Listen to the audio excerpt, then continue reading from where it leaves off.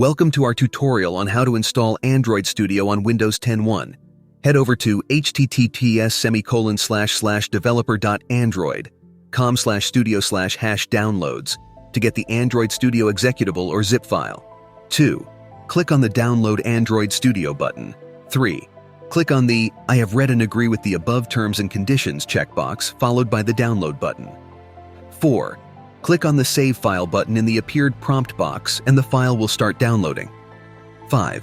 After the downloading has finished, open the file from Downloads and run it. It will prompt the following dialog box. 6. Click on Next. In the next prompt, it'll ask for a path for installation. Choose a path and hit Next. 7.